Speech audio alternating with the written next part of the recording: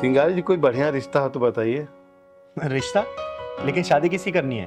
अरे अपने बेटे महेश की। लेकिन उसकी शादी तो 2 साल पहले हो गई थी ना। और बहू भी पढ़ी लिखी और अच्छे संस्कारी भी है। फिर क्यों? सब कुछ तो है चिंगारी, सुंदर है, पढ़ी लिखी है, सब कुछ है, लेकिन वो माँ नहीं बन सकती। वो बाज है, बाज। अरे तो फिर उसे डॉक्टर पास ले जाइए, इलाज करवाइए। दूसरी शादी करने से क्या होगा? अरे भगवान ना करे कहीं दूसरी शादी अगर आपने की, अगर वो भी बांझ निकली तो फिर क्या तीसरी शादी की तैयारी करें क्या? देखिए, शादी करने से बच्चे नहीं होते, इलाज करवाने से बच्चे होंगे, समझे? इलाज के लिए भी कहा था चिंगारी जी, लेकिन वो मना कर देती है। अरे तो फिर आपको अपने बेटे से बात करना चाहिए ना।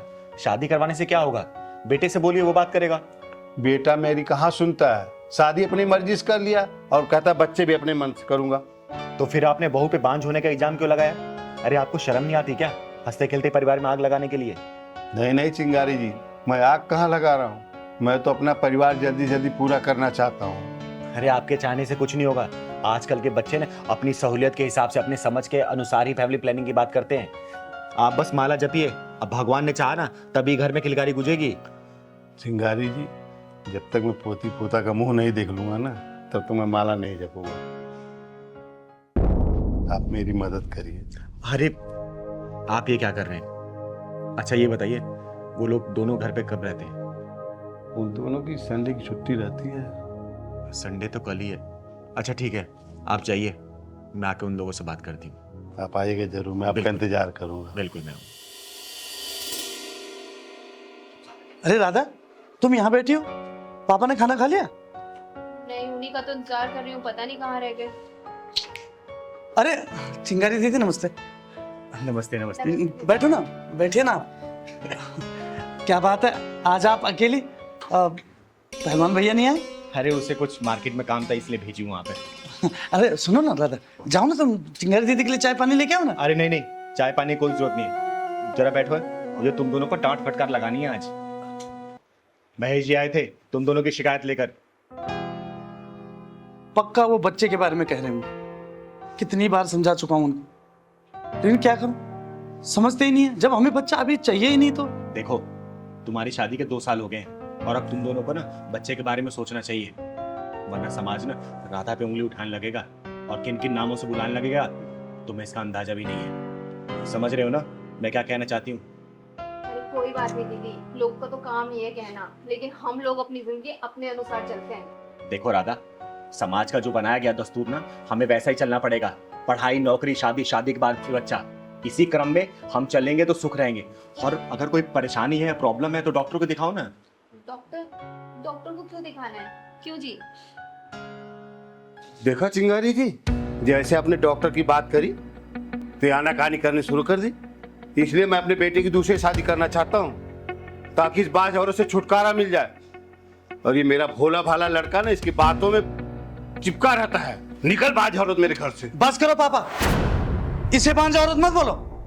बांझ ये नहीं, कमी मुझ में है। आप शांत रहिए, भगवान साहब ठीक करेगा। अरे राधा, बहुत हो गया। मैं इनको समझा समझा के थक गया हूं, लेकिन ये है समझ में नहीं आ रहा, बिल्कुल नहीं। इनको तो बस बच्चे का मुंह देखना है।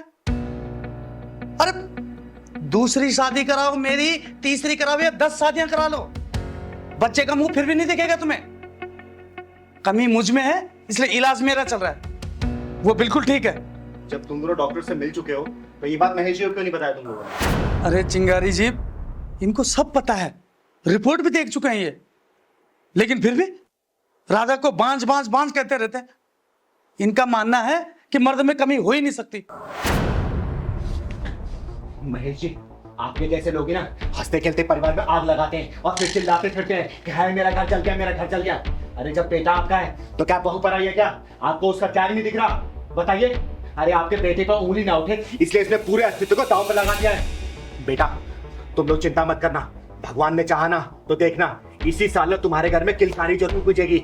और मैं वादा करके जाती हूँ कि बधाई देने चिंगारी आएगी। और हाँ महेश जी, आगे से ना हंसते खेलते परिवार में आग मत लगाइएगा। बड़े बुजुर्गों का काम है ना परिवार को जोड़ के रखना, ना कि तोड़ के रखना। और कमी आपके बेटे में है ना तो बहू पे उंगली कभी नहीं उठानी चाहिए। मैं ये नहीं बोल रही हूँ कि अगर उसके अंदर कमी है तो आप उसको घर से निकाल दें या फिर उसको घर पे रखें। और बेटा मैं तुम दोनों को आशीर्वाद दे के जाती हूँ, और देखना ऊपर वाले ने चाहा ना इसी साल इस घर में किलकारी बूझेगी और बधाई देने ये चिंगारी आएगी। ठीक है बेटा, हमेशा खुश रहे, सदा सुहागन रहे बेटा। और महेश जी, चिंगारी जी और शर्मिंदा मत करिए मुझे अपनी गलतियों का एहसास हो गया। आगे से गलती ना हो। मैं चलती हूँ बेटा। ठीक है।